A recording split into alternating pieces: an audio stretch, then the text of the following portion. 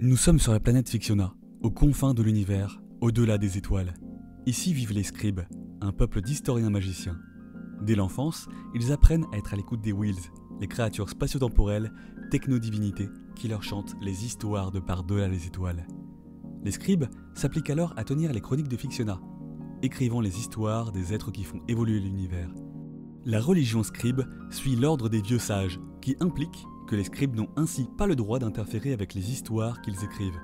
Parmi eux, Fabula, un jeune scribe encore maladroit, curieux, qui écrit les péripéties du légendaire Capitaine Keeper, un aventurier extraordinaire, héros de l'impossible, justicier intergalactique, sauveur de rêves et de mondes oubliés. Rendez-vous compte, Keeper est le seul héros à être rescapé du centre de l'univers.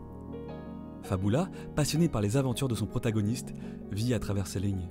Il rêve de traverser la page, de rejoindre Keeper dans ses batailles intergalactiques, et peut-être de partir un jour lui aussi vers le centre de l'univers. Hélas, le scénario n'avançant pas assez vite pour son auteur, les vilains déboulent pour effacer le peuple scribe de l'histoire. Sans prévenir, l'armée du légendaire Timeless Killer surgit dans un fracas de pixels. À ses côtés, Gavrish, le micro-ondes sanguinaire. Leur but, anéantir les scribes et effacer à jamais les chroniques de Fictiona. Car pour retrouver le centre de l'univers, le Timeless Killer doit supprimer celui qui pourrait l'atteindre avant lui, le Capitaine Keeper. Et pour cela, il lui faut d'abord trouver et effacer l'auteur de ses aventures. Face à ce danger, Fabula n'a d'autre choix que de briser la première règle de son ordre, ne jamais altérer avec l'histoire du protagoniste qu'il raconte. Il quitte sa planète, abandonne Mère Fran, sa tutrice, pour plonger dans l'intrigue même qu'il écrivait. Il doit alerter Keeper, il doit changer le cours de l'histoire. Mais ce que les Wills ont toujours tu, ce que jamais leurs chants n'ont laissé entendre, c'est qu'un autre aventurier voyageait aux côtés du Capitaine Keeper. Un nom oublié des parchemins, un nom que Fabula n'a jamais entendu, Unai.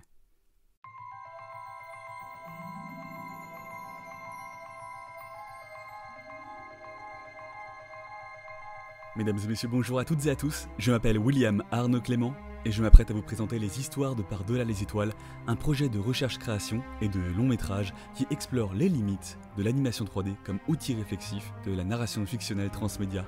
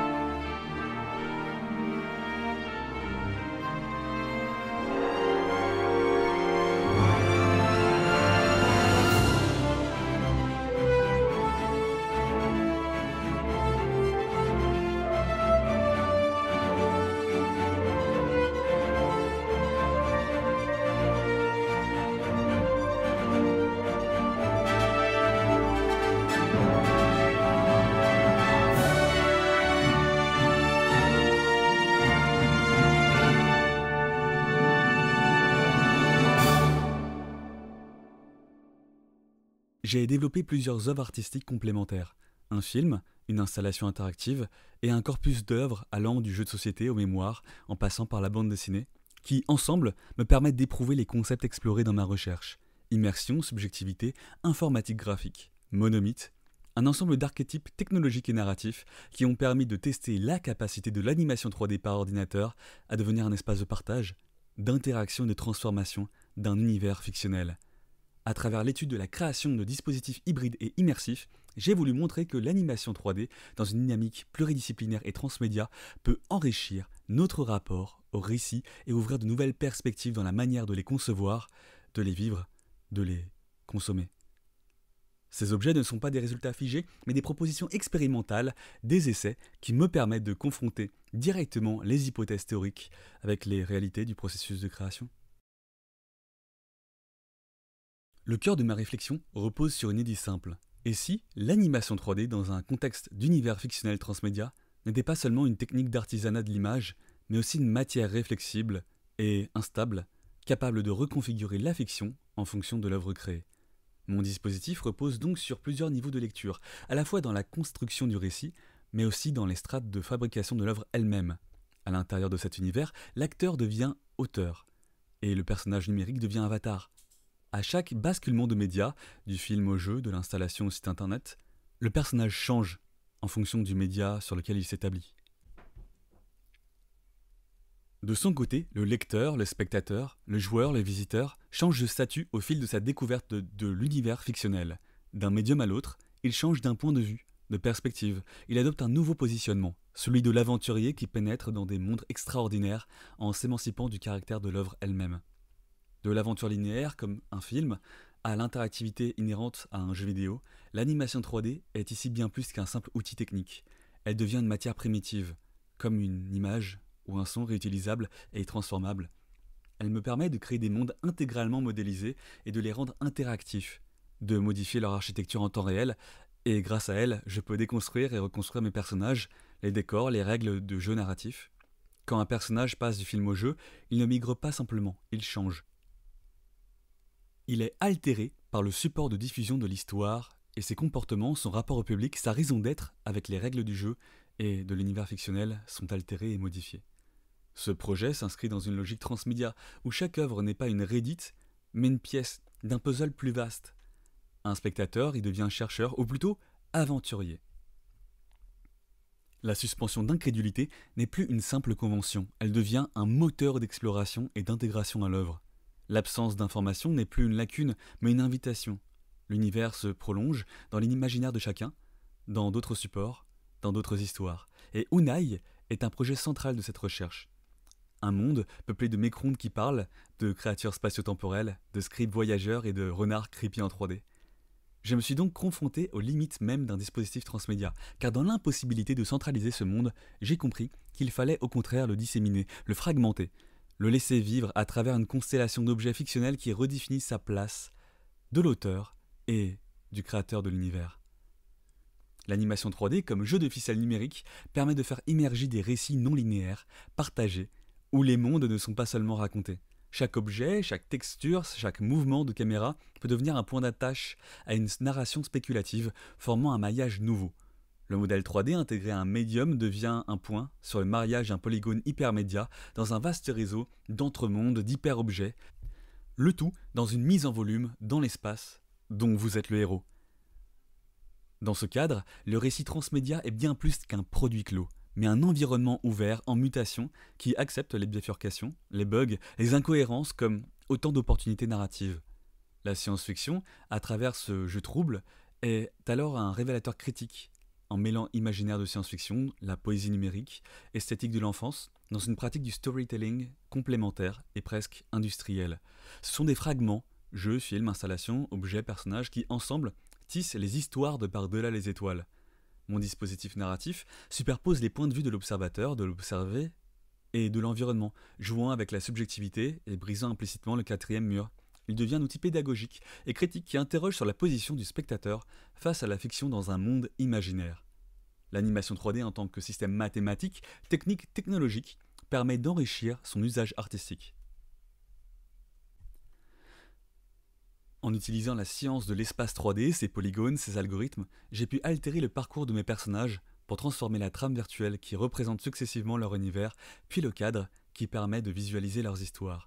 Des polygones d'un espace tridimensionnel au processus de rasterisation permettant de rendre une image de synthèse, de la grille de voxels qui compose l'univers fictionnel au Pathfinder qui dirige les personnages dans son aventure, de la grille de pixels qui compose le jeu de plateau à un véritable jeu de rôle. En faisant des parallèles entre narration et technologie, adaptés au support de diffusion de l'histoire, j'ai voulu montrer que le rôle de Blender, mon outil numérique et d'animation 3D, qui me permet de donner vie et couleur à mon univers et par conséquent à la plume des scribes qui animent sans cesse le récit du film, et le clavier qui permet de jouer avec le jeu vidéo, en partie dans son impact dans l'univers virtuel du jeu vidéo.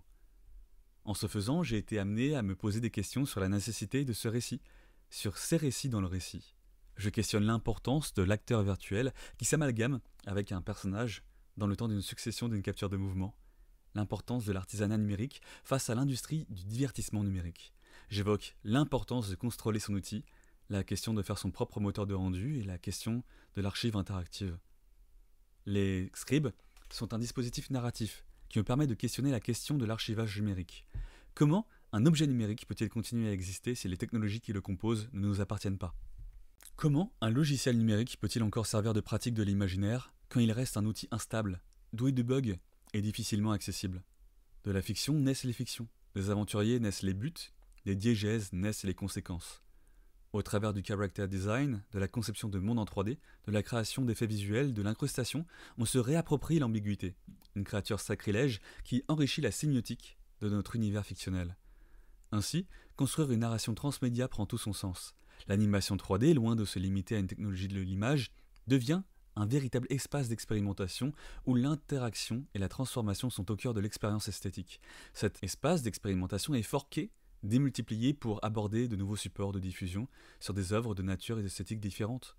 En réalité, l'artiste comme les joueurs, les visiteurs ou les spectateurs convergent vers un même point fictionnel, immatériel et inexistant, le centre de l'univers qui prend sa place dans un monde inachevé. Ils deviennent aventuriers, le temps d'une histoire qui n'a de sens que grâce aux moyens qui lui donnent à vivre. L'animation 3D est un outil extraordinaire car elle permet de catalyser dans un espace commun plusieurs êtres de chair et d'autres de fiction, le temps d'un souvenir, d'un sacrilège ludique. Et le sens donné à la quête des personnages devient moindre face à leur vraie fonction. Mais cette véritable fonction, cette mission est inhérente à sa forme, à son médium. Cette matière artistique crée des objets qui, par leur nature ambiguë et interactive, deviennent un univers qui peut s'appliquer à une infinité de manières d'être vécu, joué, regardé et interprété. Dès lors, le concept du transmédia associé à l'animation 3D ajoute une dimension supplémentaire dans la manière de transmettre une histoire. La narration transmédia est plurielle car elle confère un lien complémentaire entre l'artiste et l'œuvre, tout en ouvrant la narration d'un univers fictionnel vers de nouveaux publics, vers de nouveaux lieux, réels et fictifs, et aventuriers différents. Dans un monde où il est possible de bâtir des mondes virtuels crédibles, photoréalistes et facilement industrialisables à l'aide d'outils préconçus et de solutions logicielles puissantes, il est nécessaire de se questionner sur l'usage de l'outil numérique de création. Si les moteurs de jeu du moment permettent de fabriquer aisément des projets aboutis, ils nouent une dépendance avec l'œuvre sur laquelle ils s'octroient une garantie financière, artistique et existentielle. Dès lors, construire des objets bâtis sur des solutions propriétaires et open source devient une solution long terme, à la fois sur le plan industriel et artistique. Se rapproprier sa plume permet au scribe de donner vie à des œuvres, mais en contrepartie, il en perd un aboutissement visuel. Au jour de la rédaction de ce mémoire, l'état de ma création artistique n'est pas fini, tout comme l'état de ma recherche qui est destiné à se poursuivre dans les années à venir. Les projets seront amenés à évoluer à terme et se poursuivront dans le temps. De même, pour mes projets de création associés à cette recherche qui n'ont pas abouti sur leur forme finale, le travail se poursuivra dans l'objectif de les faire grandir. La création insuffle la vie à mon mémoire, qui n'est finalement qu'un instantané de l'état de ma recherche. Ainsi, la recherche évoluera en conséquence. Tout comme la 3D, il n'y a que le temps qui donne à l'animation son mouvement, son avenir. C'était William Arnaud Clément pour Griffure.com. Ha!